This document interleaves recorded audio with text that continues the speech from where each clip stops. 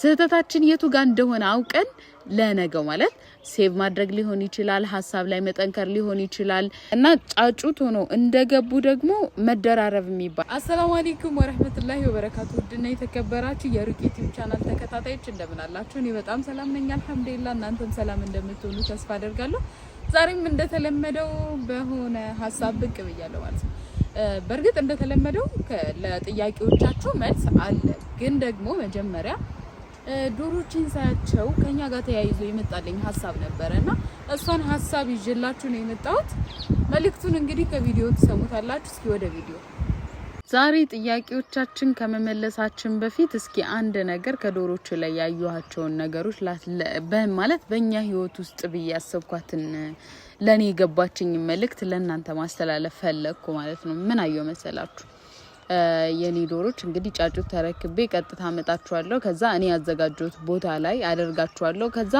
ምግባቸው ተዘጋጅቷል ኦሬዲ እየወሰድኩ ሰጣቸዋለሁ ከበር አይወጡም ምናምን ቤት ውስጥ ነው የሚቀመጡት ማለት ነውና ሁሌ በር ይከፈታል ግን በር ላይ ይመጣሉ እንጂ ወደ ውጭ አይወጡ አሁንም በተደጋጋሚ በር ይከፈታልና አሁንም ሳያቸው ወደ ውጭ መውጣትን አይደፍሩትም በቃ በር ላይ ይመጣሉ ማለት በር ከተከፈተ በር ላይ ብቅ ለማለት ይሞክራሉ እንጂ ወደ ውጭ መውጣትን አይደፍሩምና አንድ ነገር ተማርኩባቸው ምን አለ መሰላችሁ ለኛ የተፈቀደው ማለት ለኛ የተከለለልን ነገር ያለም ይመስለን የሆነ ልማድ አለ ማለት እነሱ ለምንድነው ከበር መውጣት ያልቻሉት በየሳስብ የለመዱት ቤቱን ብቻ ስለሆነ የለመዱት የነሱ ክልል ተብላ የተንተን የተባለችውን ነገር የተከለለችላቸውን ነገር ከዛ ውጪ ክልል የለንም ብለው ስላመኑ እንጂ ስላልተፈቀደላቸው አይደለም ልክ እንደዛ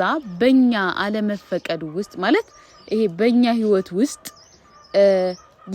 የትኛውን ክልል ነው ለኛ ብቻ ይች ክልል ለኛ የተፈቀደች ናት ይች በቃ እስከዚች ድረስ ናት የኔ ችሎታ እስከዚች ድረስ ነው ማድረግ የምችለው ብለን የምናስበው እስኪት ድረስ ነው ብዬ ማሰብ ጀመርኩ ደግሞኛ እንደምናውቀው አብዛኞቻችን እንደምናውቀው አንሊሚትድ የሆነ አቅም እንደተሰጠን ሁላችንም እናውቃለን ብዬ አስባለሁ ማናውቀ ሰዎች ካለንም ደግሞ አላህ ለኛ የሰጠን አቅም አንሊሚትድ የሆነ አቅም ማለት ገደብ የለሽ አቅም ነው ያለንኛ እና ገደብ የለሹን አቅም ግን የሆነ የሚከልልብን የሆነ ማለት የተፈቀደልን ይች ብቻ ናት ብለን እንድናስብና እንድናምን የሚያደርገን ነገር በልማዳችን ውስጥ ተፈጥሯል ስለዚህ ያንን ነገር በደንብ ማስተዋል ያለብን ይመስለኛል ለምሳላችሁ ልክ አሁን እኔ ወይም እናንተ አረብ ሀገር ሄደናል አብዛኛው ጊዜ ያው እዛ ያላችሁ ልጆች ስለሆናችሁ ማለት በኔ ላይፍ ውስጥ ያለውንም ነገር ማስተላለፍ የምፈልገው ለእናንተ ስለሆነ ማለት ነው እና አረብ ሀገር ለኛ የተፈቀደው በቃ አረብ ሀገር መኖር ብቻ መስሎ የሚታየን ሰዎች አለን አይታችሁ ከሆነ እና ማለት አረብ ሀገር ብቻ አይደለም ለኛ የተፈቀደው ከዛ በላይ ዓለምን በእጃችን ማድረግ የምንችልበት አቅም ነው ለኛ የተሰጠንና ምን ያክል እየተጠቀምንበት ነው ኢቭን እሱን ተውትና አረብ ሀገር ሳንፈልግ ያለን ሰዎች ለመውጣትስ እየጣርን ነው ወይ አይደለም ለምን ልክ እንደ ዶሮቼ አሁን ምሳሌ እንደሰጠኋችሁ የናንተ ክልል ይች ብቻ ናት ብላችሁ እንድታምኑ የሆነ ልማድ አስሯችኋል ማለት ነው ያንን ልማዳችሁን ፈልጋችሁ ከዛ ልማድ እስካልወጣችሁ ድረስ የናንተ ችግር ወይም የኛ ችግር በልማዳችን የታሰርንባት ችግር ልትፈታ አትችልም ማለት ነው ስለዚህ ሁላችንም ራሳችን ልናስተውል ይገባል ማስተዋል ብቻ አይደለም ስህተታችን የቱ ጋር እንደሆነ አውቀን ለነገው ማለት ዛሬ ማንፈልገውን ቦታ ከሆነ ነገ የምንፈልገው ቦታ ለመድረስ የማንፈልገውንም ስራ ብንሰራ ለሚያደርሰን ግን መሸጋገሪያ ማድረግ እንዳለብን ማሰብ አለብን ስለዚህ መሸጋገሪያችሁን ለምትፈልጉት ነገር መሸጋገሪያችሁን ሴቭ ማድረግ ሊሆን ይችላል ሐሳብ ላይ መጠንከር ሊሆን ይችላል አሉባልታዎችን መተው ማለት I don't know በእናንተ ላይፍ ውስጥ ያለውን ማስወገድ ያለባችሁን ነገር እኔ ያልነግራችሁም እናንተ ሞር ታውቁታላችሁ ስለዚህ ያንን ነገር ፈልጋችሁ ዛሬ ጀምራችሁ ለነገ ለውጣችሁ ወይም ደግሞ ነገ ለምትፈልጉት ነገር መጣር እንዳለባችሁ ላስታውሳችሁ ብዬ ነው ወንድሞቼ ይህንን ሀሳብ ይችን ሀሳብ ካስታወስኳችሁ ደግሞ ኢንሻአላህ እንደተለመደው ጥያቄዎቻችን የተወሰነ ጥያቄዎችን መልስ አብራችሁን ቆዩ። እሺ ወደ ጥያቄያችን እናልፋለን። ሰላም አለይኩም ሩቂ ረመዳን ሙባረክ። በጣም አደንቅሻለሁ። አንድ ጥያቄ፣ አንቺ የዶሮ እርባታ ሰልጥነሽ ነው ለማርባት የፈለግሽው ወይስ የሚያግዝሽ የሰለጠነ ሰው አለሽ? ያው እስከ 3 ነው ጥያቄዋ። እንግዲህ የመጀመሪያውን ጥያቄ ልመልስና ቀስቀስ ያልኩ እስከ 3 ሄዳለሁ ማለት ነው። እኔ የዶሮ እርባታ ስልጠና በሰዓቱ አልሰለጠንኩም፣ ሰልጥኛ አይደለም። ግን አጋጣሚ ሆኖ እኔ ከዚህ በፊትም ባይሆን በራሴ ሚዲያ ላልናገረው እችላለሁ፣ በሌላ ሚዲያዎች ላይ እንደተናገርኩት ገጠር ላይ የመኖር ፍላጎት ነበረኝና ገጠር የሚያስገባ አይነት ስራ ወዳለሁ። ሶስቱን ሰርች ሳረግ ዶሮ እርባታን ነበር ያገኘሁት። ከዛ ካገኘው በኋላ ደግሞ ዶሮ እርባታ ብዬ ሰርች አርጌ ዶሮ እርባታ ቲክቶክ ላይ ዩቲዩብ ላይ እንትን የሚሉ ሰዎች አሉና ትምህርት የሚሰጡ ልክ አሁን እኔ እንዳደረኩት ማለት ነው። እነዛም በጣም መከታተል ጀመርኩኝ።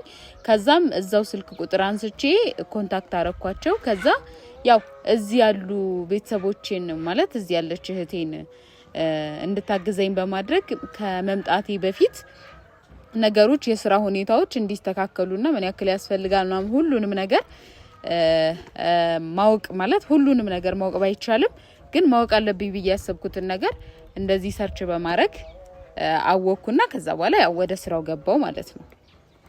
እሺ ሁለተኛ ጥያቄዋ፣ እኔ ያለሁት ስደት ነው ግን አሰብኩት እኔም ለመስራት በማንኛውም ቦታ ማርባት እችላለሁ ወይ? ቤት አለኝ፣ ባዶ ቦታም አለኝ።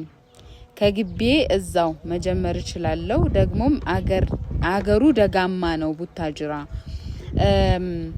በማንኛውም ቦታ መስራት ትችያለሽ። ይሄን ማወቅ አለብሽ።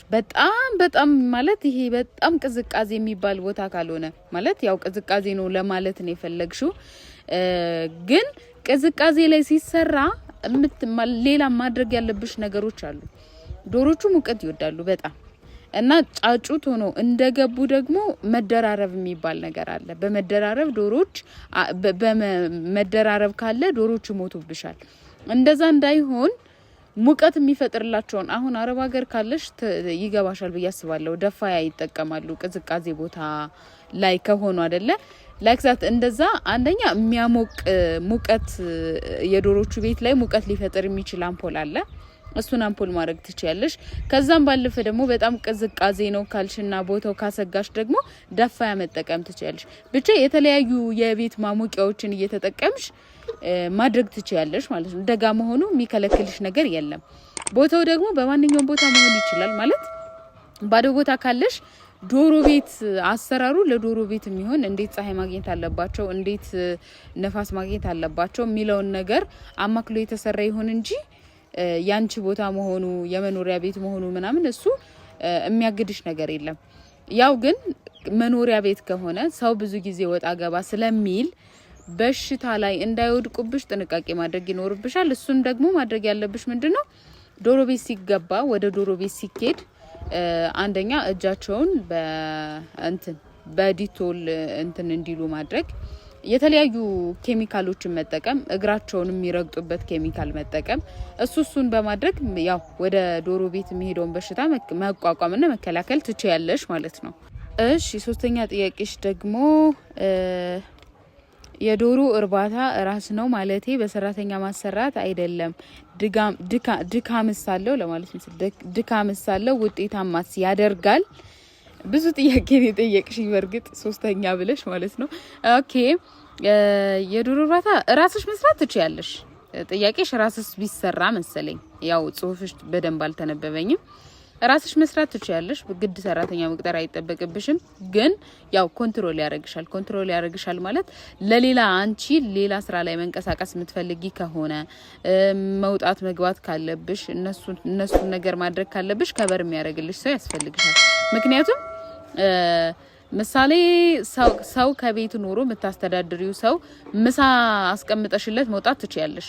ራሱ አቅርቦ ስለሚበላ። ዶሮዎች ግን ይሄንን ማድረግ አይችሉም። አንቺ እስክትሰጫቸው ነው የሚጠብቁት። ስለዚህ የግድ ቀኑ ሙሉ ከነሱ ጋር ቢዚ ያረግሻል ማለት ነው።